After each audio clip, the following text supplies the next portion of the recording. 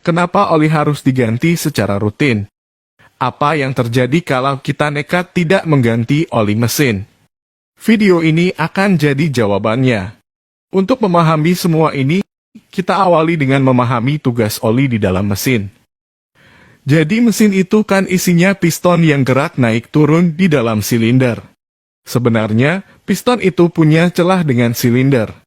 Jadi, baik piston dan silinder itu sebenarnya tidak saling bergesekan. Tapi kalau ada celahnya, kompresinya pasti akan bocor. Karena udara yang mau dikompresi bisa keluar lewat celah-celah ini, itulah alasan piston punya sepasang ring. Ring ini akan merapatkan celah tersebut. Dengan kata lain, ring inilah yang akan bergesekan dengan silinder.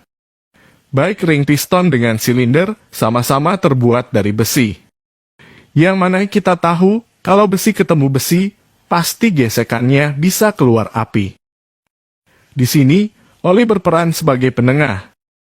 Jadi oli ini punya kemampuan khusus, yakni masuk ke celah supermikro. Dalam kasus ring piston dan silinder, oli akan masuk di antara dua komponen ini.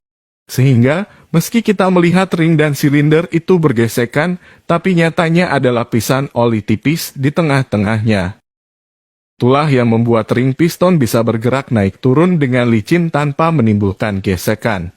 Ketika terjadi pembakaran, maka ada material sisa pembakaran yang melekat pada dinding silinder. Ketika piston bergerak ke atas, maka material sisa pembakaran yang ada pada dinding silinder bisa bercampur dengan oli yang ada di dalam ruang engkol. Material sisa pembakaran ini memang jumlahnya sangat sedikit. Tapi dalam 1 menit saja bisa terjadi hingga ribuan kali pembakaran.